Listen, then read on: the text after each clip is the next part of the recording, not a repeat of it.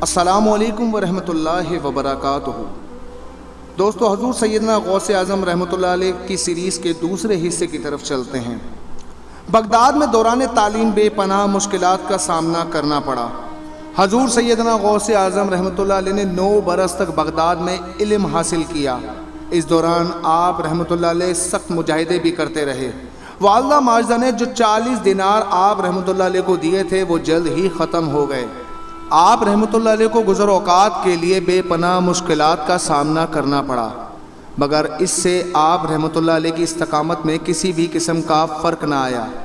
حضرت شیخ طلحہ بن مظفر رحمۃ اللہ علیہ سے منقول ہے، فرماتے ہیں کہ حضور سیدنا غوث اعظم رحمۃ اللہ علیہ نے مجھے بتایا کہ بغداد میں قیام کے دوران اکثر و بیشتر مجھے کھانے کو کچھ نہ ملتا تھا، حتیٰ کہ ایک مرتبہ میں 20 روز تک فاقے سے رہا تو میں ایوان کسرا کی جانب چل پڑا۔ وہاں پہنچ کر دیکھا کہ 40 اولیاء اللہ مجھ سے پہلے وہاں موجود تھے۔ مجھے یہ دیکھ کر بہت شرمندگی ہوئی اور میں واپس ہو لیا۔ حضور سیدنا غوث اعظم رحمۃ اللہ علیہ نے فرمایا، اس دوران میری ملاقات اپنے ایک ہم وطن سے ہوئی۔ اس نے مجھے کچھ رقم دیتے ہوئے کہا کہ یہ میری والدہ ماجدہ نے دی ہے۔ میں اس شخص کو جانتا بھی نہ تھا۔ میں نے وہ رقم رکھ لی اور واپس ان اولیاء اللہ کے پاس آیا اور ان میں رقم تقسیم کی اور بقدر ضرورت خود بھی رکھ لی۔ انہوں نے مجھ سے دریافت کیا یہ رقم کہاں سے آئی؟ حضور سیدنا غوث اعظم رحمۃ اللہ علیہ فرماتے ہیں، میں نے انہیں بتایا یہ رقم میری والدہ نے بھیجی ہے اور مجھے یہ اچھا نہ لگا کہ میں یہ ساری رقم خود رکھ لیتا۔ پھر میں نے بغداد واپس آ کر باقی ماندہ رقم سے کھانا خریدا اور فقراء کو بلا کر اپنے ساتھ بٹھایا اور ہم سب نے کھانا تناول فرمایا۔ خوف خداوندی کا ایک واقعہ۔ حضرت شیخ عبداللہ سے منقول ہے، فرماتے ہیں کہ مجھے حضور سیدنا غوث اعظم کی صحبت میں رہنے کا موقع ملا۔ آپ رحمۃ اللہ علیہ نے ایک مرتبہ بتایا کہ میں کئی روز سے فاقے میں تھا اور بھوک کی شدت نے جب مجھے زیادہ بے چین کیا تو میں محلہ قطیہ شرقیہ میں جا نکلا، جہاں ایک شخص نے مجھے کاغذ کی بندھی ہوئی ایک پڑیا دی اور چلا گیا۔ میں نے اس پڑیا کے اندر موجود رقم سے حلوہ خریدا اور مسجد میں جا بیٹھا۔ میں قبلہ رو بیٹھا یہ سوچ رہا تھا کہ مجھے اس حلوے کو کھانا چاہیے یا نہیں۔ اس دوران میری نظر ایک کاغذ پر پڑی۔ میں نے اس کاغذ کو اٹھا کر دیکھا، اس میں تحریر تھا کہ ہم نے کمزور مومنین کے لیے رزق کی خواہش پیدا کی تاکہ وہ بندگی کے لیے اس کے ذریعے قوت پائیں۔ میں نے جب یہ عبارت پڑھی تو میرے بدن پر کپ کپی طاری ہو گئی اور خوف خداوندی سے میرے بدن کے تمام بال کھڑے ہو گئے۔ میں نے اس حلوے کے نیچے سے اپنا رومال نکالا اور اسے وہیں چھوڑ کر مسجد میں 2 رکعت نماز ادا کر کے واپس آ گیا۔ حضور سیدنا غوث اعظم کا ایثار۔ حضرت ابو بکر تمیمی رحمۃ اللہ علیہ سے مروی ہے کہ فرماتے ہیں کہ حضور سیدنا غوث اعظم نے ایک مرتبہ بتایا کہ بغداد میں سخت قحط پڑا اور کھانے کو کچھ میسر نہ تھا۔ مجھے بھی فاقے رہتے کئی دن گزر چکے تھے۔ ایک روز جب بھوک کا غلبہ کچھ زیادہ ہوا تو میں بھی دریا دجلہ پر چلا گیا تاکہ اگر کچھ گھاس یا پتے ملے تو کھا کر گزارا کر لوں، مگر وہاں پہلے ہی بہت سے لوگ موجود تھے اور وہ بھی میری طرح کھانے کی تلاش میں تھے۔ بالآخر میں شہر کی جانب واپس لوٹ آیا۔ ابھی کچھ دیر ہی گزری تھی کہ ایک نوجوان بھنا ہوا گوشت لے کر مسجد میں داخل ہوا اور کھانے بیٹھ گیا۔ میں بھوک سے اس قدر نڈھال تھا کہ جب وہ لقمہ اپنے منہ میں ڈالتا تو میں اپنے منہ کو کھول لیتا، حتیٰ کہ میں نے خود کو ملامت کرنے کو کہا کہ یہ کیا حرکت ہے۔ اللہ عز و جل میرے حال سے واقف ہے، اسی پر توکل کر اور اس قدر بے صبرا نہ ہو۔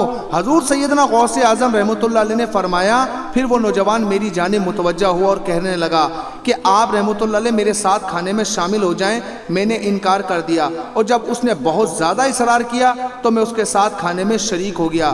اس نوجوان نے مجھ سے پوچھا کہ میں کیا کرتا ہوں۔ میں نے اسے بتایا کہ میں فقہ کا طالب علم ہوں اور جیلان کا رہنے والا ہوں۔ اس نے مجھ سے پوچھا کہ تم جیلان کے ایک شخص عبد القادر رحمۃ اللہ علیہ کو جانتے ہو؟ میں نے اسے بتایا وہ میں ہی ہوں۔ میری بات سن کر اس کی آنکھوں سے آنسو جاری ہو گئے اور کہنے لگا، مجھے جیلان سے آپ رحمۃ اللہ علیہ کی والدہ نے 8 دینار دے کر بھیجا تھا۔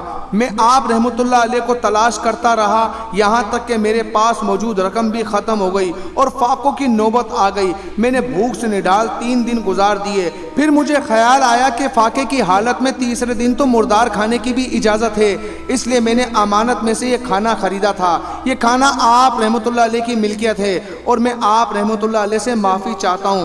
حضور سیدنا غوث اعظم رحمۃ اللہ علیہ نے فرمایا، میں نے اس شخص کو تسلی دی کہ فکر کی کوئی بات نہیں، اور پھر ہم دونوں نے مل کر وہ کھانا کھایا۔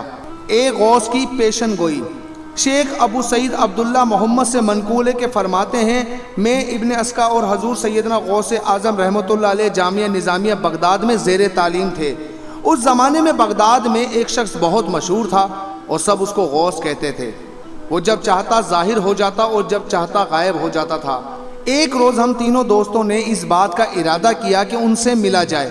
جب ہم روانہ ہوئے تو ابن سکا نے کہا کہ میں اس غوث سے ایسا مسئلہ پوچھوں گا کہ وہ لاجواب ہو جائے گا۔ میں نے کہا کہ میں بھی ایک سوال کروں گا، دیکھتا ہوں وہ کیا جواب دیتے ہیں۔ حضور سیدنا غوث اعظم رحمۃ اللہ علیہ نے فرمایا کہ میں کوئی سوال نہیں کروں گا، میں تو صرف ان کی زیارت کی سعادت حاصل کروں گا۔ شیخ ابو سعید عبداللہ محمد فرماتے ہیں کہ جب ہم وہاں پہنچے تو وہ موجود نہ تھے۔ تھوڑی دیر بعد وہ ظاہر ہوئے اور ابن سکا سے کہنے لگے، اے ابن سکا، تجھ پر صد افسوس ہے، تو مجھ سے ایسا سوال پوچھنا چاہتا تھا جس سے تو مجھے لاجواب کر دے۔ تمہارا سوال یہ تھا اور اس کا جواب یہ ہے۔ پھر فرمایا مجھے تیرے اندر کفر نظر آتا ہے۔ پھر انہوں نے میری جانب نگاہ کی اور فرمایا کہ تمہارا سوال یہ ہے اور اس کا جواب یہ ہے، اور تمہاری اس بے ادبی کی وجہ سے دنیا تمہارے کانوں تک چھا جائے گی۔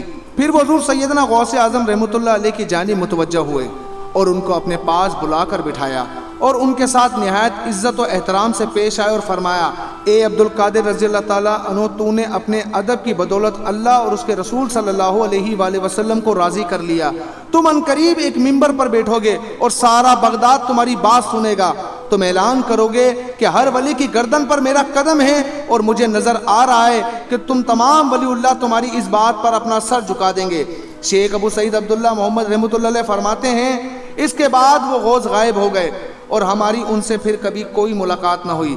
جس وقت حضور سیدنا غوث اعظم رحمۃ اللہ علیہ ممبر ولایت پر بیٹھے اور آپ رحمۃ اللہ علیہ نے اعلان کیا کہ تمام اولیاء کی گردنوں پر میرا پاؤں ہے، شیخ ابو سعید عبداللہ محمد فرماتے ہیں ابن سکا کا یہ حال تھا کہ اس نے شرعی علوم پر دسترس حاصل کی اور ہر ایک کو اپنے علم سے مات دی، مگر جب خلیفہ نے اسے اپنا مقرب خاص بنا کر شاہ روم کی جانب بھیجا تو اس نے شاہ روم کے تمام عیسائی پادریوں کو مات دے دی۔ شاہ روم نے اس کی نہایت عزت کی اور اسے اپنا مقرب خاص بنا لیا۔ وہاں ابن سکا ایک لڑکی پر فریفتہ ہوا اور اس نے شاہ روم سے اس کا رشتہ مانگا۔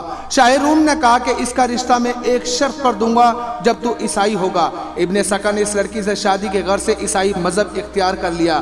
مجھے جب علم ہوا تو مجھے ان غوث کا قول یاد آ گیا۔ شیخ ابو سعید عبداللہ محمد فرماتے ہیں میری حالت یہ ہوئی کہ میں بغداد سے دمشق آیا تو سلطان نور الدین زنگی ملک شہید نے مجھے محکمہ اوقاف کا ناظم اعلیٰ مقرر کر دیا۔ میں حاکم ہو گیا اور دنیا چاروں جانب سے مجھ پر ٹوٹ پڑی۔ اس غوث کی کہی ہوئی تینوں باتیں درست ثابت ہوئی۔ تو دوستو آج یہاں پر یہ دوسرا حصہ مکمل ہوتا ہے۔ کل انشاءاللہ اس کے اگلے حصے کی طرف آپ لوگوں سے پھر ملاقات ہوگی۔ اپنی رائے کا اظہار کمنٹ سیکشن میں ضرور کیجیے گا۔ ملتے ہیں اگلی ویڈیو میں، تب تک کے لیے اپنا بہت سارا خیال رکھیے گا۔ السلام علیکم ورحمۃ اللہ وبرکاتہ۔